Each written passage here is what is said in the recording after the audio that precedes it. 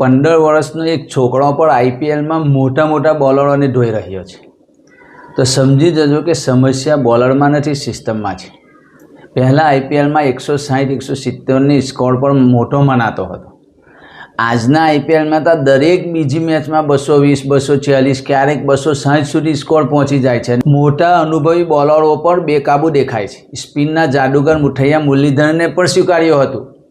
આજની batting friendly pitch પર મુરલી અને સેનવોન જેવા લેજેન્ડ્સ હોત તો પણ સંઘર્ષ કરતા હોત. કલ્પના કરો, જ્યાં લેજેન્ડ્સ મુશ્કેલીમાં પડે છે ત્યાં બોલરોનું ભવિષ્ય શું હશે?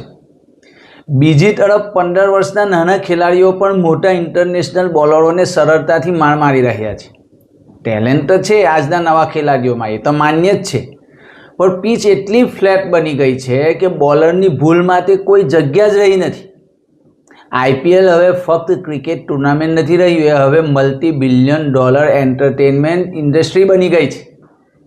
બ્રોડકાસ્ટરને એક્સાઇટમેન્ટ જોઈએ, સ્પોન્સરને બાઉન્ડ્રી જોઈએ, પ્રેક્ષકોને થ્રિલ જોઈએ, સોશિયલ મીડિયાને હાઇલાઇટ્સ જોઈએ, અને ફ્લેટ પીચ બધાને ખુશ રાખે છે. પણ તેનું નુકસાન બોલરોને થાય છે. તેઓ પોતે જ એન્ટરટેનમેન્ટનો ભાગ બની ગયા છે. સ્કિલનો ફરક ઓછો થઈ રહ્યો છે અને ક્રિકેટનું બેલેન્સ બગડી રહ્યું છે. જો દરેક મેચ ફક્ત બેટિંગનો જ ખેલ બની જશે તો પછી સ્ટ્રેટેજી ક્યાં રહેશે?